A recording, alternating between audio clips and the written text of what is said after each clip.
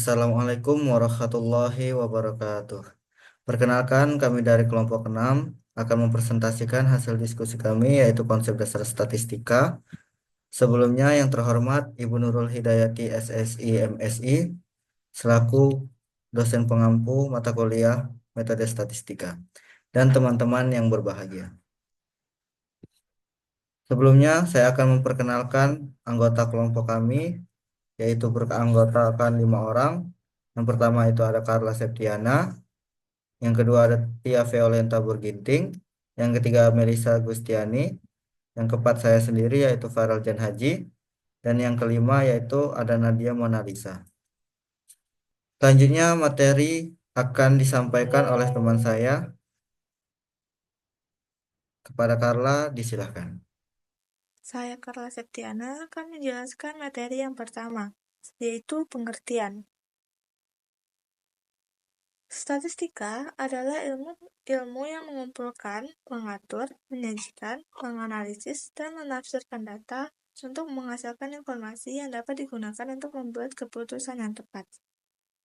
Proses mengumpulkan, memproses, menjadikan, menyajikan, menganalisis, dan menafsirkan data numerik juga dapat disebut statistika. Secara umum, statistika dapat didefinisikan sebagai teori informasi yang ditujukan untuk menarik kesimpulan. Tujuan statistika adalah menarik kesimpulan tentang wilayah yang lebih luas atau disebut dengan populasi dari data yang ada dalam sampel kecil yang disebut sampel yang diambil dari populasi tersebut. Teori statistika adalah jenis teori informasi yang melibatkan memperoleh informasi, merancang eksperimen atau teknik untuk mendapatkan data dengan biaya rendah dari jumlah data yang terbatas, dan menggunakan informasi ini untuk menarik kesimpulan. Selanjutnya ada jenis data. Yang pertama, jenis data menurut waktu pengumpulannya. Ada dua, yaitu data cross-sectional, data yang menunjukkan periode waktu tertentu.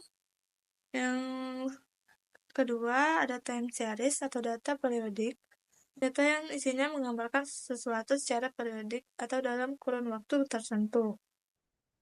Baik, di sini saya akan melanjutkan pemaparan materi dari Carla, yaitu tentang jenis data. Jenis data yang kedua yaitu ada berdasarkan dari sumber data, yang mana A, data internal merupakan informasi tentang kondisi dan situasi dalam suatu organisasi atau karyawan. Dan B, data eksternal adalah informasi tentang apa yang terjadi di luar organisasi. Yang ketiga yaitu ada tipe data berdasarkan metode. A. Data primer diambil langsung dari individu atau kelompok yang mempelajari subjek. B. Data sekunder adalah informasi yang diperoleh secara tidak langsung dari subjek penelitian. Peneliti mendapatkan data yang tersedia yang dikumpulkan oleh pihak ketiga. Selanjutnya yaitu ada tipe data yang keempat yaitu data dikategorikan menurut jenisnya. Yaitu ada data kuantitatif, data yang disajikan dalam bentuk numerik disebut data kuantitatif. Kemudian ada data kualitatif, adalah informasi yang disajikan dengan kata-kata yang bermakna. Dan lanjut, yaitu ada skala pengukuran. Yang pertama, skala nominal adalah skala terikat variabel yang hanya dapat digunakan untuk membedakan satu jenis dari jenis lainnya. Dua, skala ordinal adalah skala yang berhubungan dengan suatu variabel.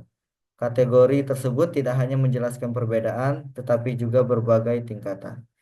Perkenalkan, nama aku Melisa Gustiani dari kelompok 6 dengan NPMF 1F02427. Jadi, di video kali ini aku akan mempresentasikan pada slide 11 sampai slide 13. Di mana skala pengukuran yang ketiga yaitu adalah skala interval. Skala interval ialah menggabungkan semua sifat skala pengukuran, nominal atau ordinal, ditambah satu fitur tambahan. Yang keempat ada skala rasio. Adalah skala variabel yang selain menyatakan perbedaan juga dapat menyatakan tingkat rentang nilai dan perbandingan yang berbeda. Nilainya ini serupa karena semuanya memiliki nol mutlak, yang berarti semua angka dimulai dari posisi yang sama. Lalu untuk peluang dan kejadian. Di dalam studi statistika, pada dasarnya kita memusatkan perhatian pada penyajian dan interpretasi hasil kebetulan yang terjadi dalam studi terencana atau penyelidikan ilmiah. Seperti misalnya, kita dapat mencatat jumlah kecelakaan yang terjadi setiap bulannya di persimpangan Driftwood Lane dan Royal Oak Drive. Harap kita dapat membenarkan pemasangan lampu lalu lintas. Ini mungkin akan mengklasifikasikan barang yang keluar dari jalur perakitan sebagai cacat atau tidak cacatnya.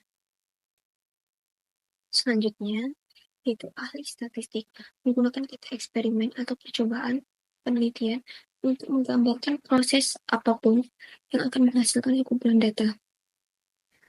Contoh sederhana dari percobaan statistik adalah pelemparan sebuah koin. Dalam percobaan ini, di sana hanya ada dua kemungkinan hasil. Eksperimen lain mungkin adalah peluncuran sebuah rudal dan mengamati kecepatannya pada waktu tertentu. Baik, saya Nadia Monalisa dengan NPM F1F024069 akan melanjutkan materi yang disampaikan oleh Melisa. Selanjutnya, populasi dan sampel. Salah satu fungsi statistik inferensial yaitu menarik kesimpulan tentang suatu variabel diteliti berdasarkan data sampel yang kemudian digeneralisasikan pada populasi. Populasi adalah seluruh objek yang menjadi sasaran penelitian yang memiliki sifat yang sama, sedangkan sampel adalah bagian dari populasi yang diambil untuk dijadikan objek pengamatan dan dijadikan dasar dalam pengambilan keputusan. Sampel yang baik adalah sampel yang dapat mewakili populasi. Artinya, sampel harus memiliki sifat-sifat, karakteristik, dan ciri-ciri yang dimiliki oleh populasi, sehingga dapat mewakili populasi. Jika sampel tidak representatif, maka secara ilmiah peneliti tidak diperkenankan melakukan generalisasi, karena nantinya generalisasi akan melenceng dari realitas sebenarnya. Sehingga pada kasus sampel yang tidak representatif, kesimpulan yang diambil peneliti hanya dapat berlaku bagi sampel itu sendiri. Oleh karena itu, peneliti perlu memiliki dasar pemikiran yang tepat dalam penentuan sampel. Terdapat beberapa teknik pengambilan sampel, di antaranya yang pertama, sampel acak sederhana atau sampel random sampling.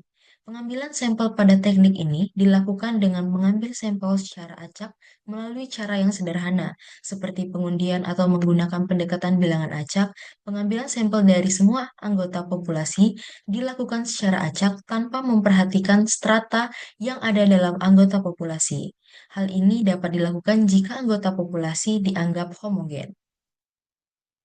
Yang kedua, ada sampel sistematik atau systematic random sampling.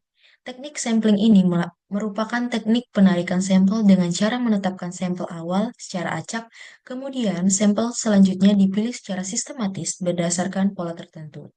Teknik penarikan sampel ini mengambil setiap unsur ke K dalam populasi. Untuk dijadikan contoh dengan titik awal ditentukan secara acak di antara K unsur yang sama.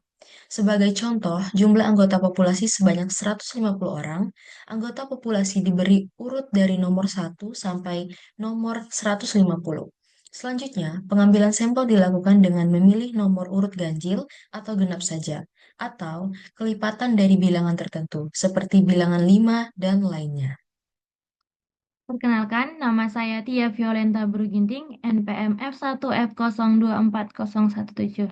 Baiklah, di sini saya akan melanjutkan menjelaskan materi mengenai konsep dasar statistika. Untuk teknik pengambilan sampel, yang keempat yaitu sampel kelompok atau cluster random sampling. Teknik pengambilan sampel ini menentukan sampel berdasar kelompok, wilayah dari anggota populasi penelitian. Pada teknik ini, subjek penelitian akan dikelompokkan menurut area atau wilayah anggota kelompok. Sebagai contoh, Indonesia terdiri dari 38 provinsi. Sampel yang akan diambil sebanyak 8 provinsi. Maka, pengambilan 8 provinsi dari 38 provinsi dilakukan secara random. Suatu hal yang perlu diingat adalah bahwa karena provinsi yang ada di Indonesia juga berstrata, maka pengambilan sampel untuk 8 provinsi juga dilakukan dengan menggunakan teknik stratified random sampling. Teknik cluster sampling dilakukan dalam 2 tahap, yaitu yang pertama, menentukan sampel daerah, dan yang kedua, menentukan orang-orang yang ada pada daerah dengan cara sampling juga. Untuk selanjutnya, yaitu materi tentang peubah. Untuk peubah sendiri, pengertiannya itu peubah atau variabel merupakan ciri populasi yang dipelajari, biasanya dilambangkan dengan huruf besar atau kapital. Dapat mengambil satu dari beberapa nilai dan dapat diklasifikasikan ke dalam peubah diskrit dan kontinu. Nah, untuk peubah diskrit itu yaitu hanya dapat mengambil nilai-nilai yang saling terisolasi atau lompat dari satu nilai ke nilai yang lain. Sedangkan peubah kontinu yaitu yang dapat memiliki sembarang nilai dalam 2 batas atau dalam sebuah interval atau lebih. Selanjutnya yaitu salah satu cara yang paling mudah untuk mengetahui apakah sebuah peubah tergolong diskrit atau kontinu adalah dilihat dari bagaimana cara mendapatkan data tersebut.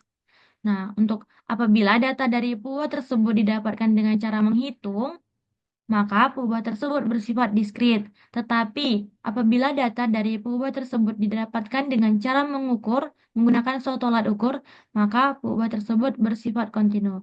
Namun bukanlah berarti bahwa peubah diskrit dapat bernilai bilangan bulat. Nah, ini harus diingat, harus digarisbawahi bahwa kalau dia peubahnya dihitung, maka itu diskrit, sementara digunakan dengan alat ukur itu kontinu. Diskrit itu dihitung, kalau yang kontinu itu menggunakan alat ukur.